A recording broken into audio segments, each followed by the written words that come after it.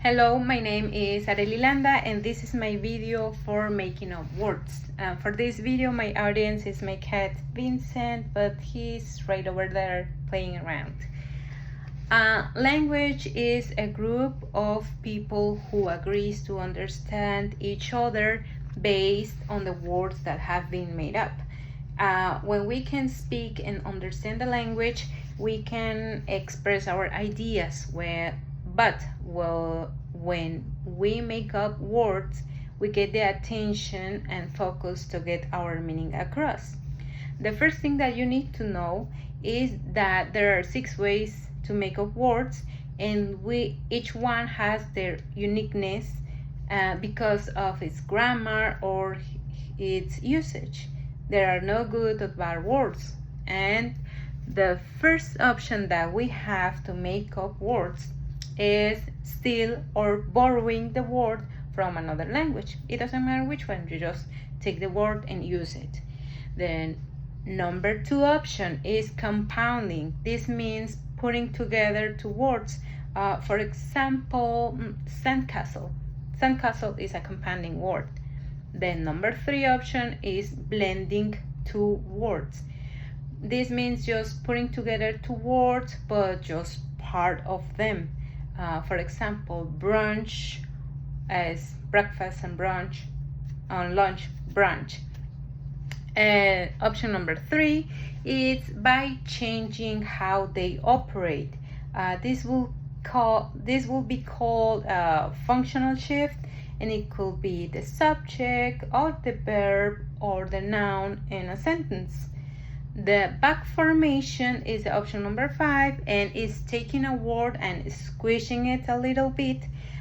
For example, edit is from the word editor, and donate, it comes from the word donation. And the number 6 option is creating acronyms, and this is usually used by banks, big corporations, or another organizations. And this is just taking the first letter of any number of words and put those letters together. For example, OMG, it's an acronym and it means oh my god. Laughing out loud is LOL. So having this in mind, let me present to you my 3 new brand words. The first one, and I am so sorry, but this wasn't on the rules, but it's a cursing word with a touch of silliness. We have Shivaldamangas. What does Shivaldamangas mean? Well, Shivaldamangas is a word based on the Korean word Shibal, and Dumangas for a touch of silliness. Shibals is the equivalent to the F word in English. In my house, I cannot allow myself to be cursing in front of my kids.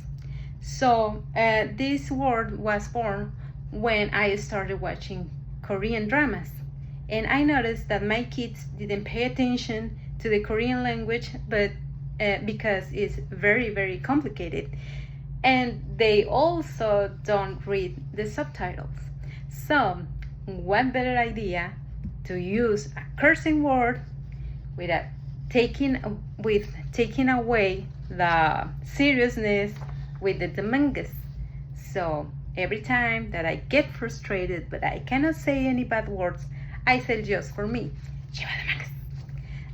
if somebody gets in my way in an aggressive form when I am on my way to the class, I say Shivaldamangas in another voice volume.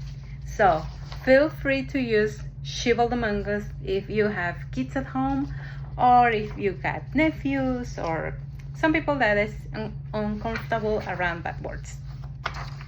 The word number 2, it's an acronym. This acronym is ESR. What does ESR stands by? Eggy situationship required.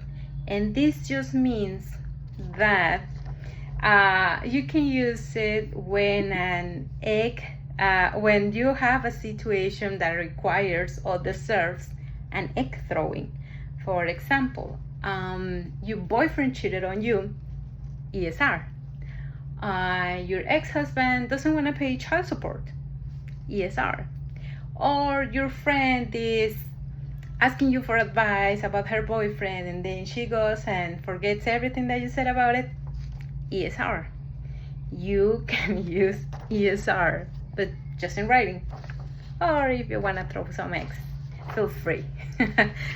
So the next and the last one is cataxation. And this is a compound word about a cat taking a taxation of my food. And this word was born about when I see my cats taking some of the food from my plate without scratching me or biting me, and they just take their part and went away.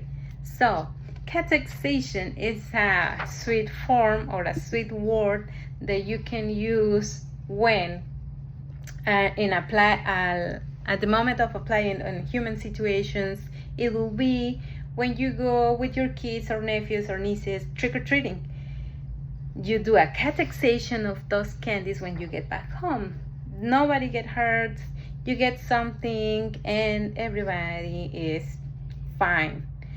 So cataxation, it means you can take a tax from anyone, with anything, without hurting anybody. And in conclusion, making words is funny and it's being done every day, but we notice it until we pay close attention to other people when they talk or they write. It is important to know how people communicate, since language is always mutating or changing in our everyday life. My final thought is that we can speak and understand a language, but when we make up words, we express our ideas and our meaning gets across another people or another audience. We should take advantage of every word that we create because it's an opportunity to express ourselves. And thank you so much for your attention.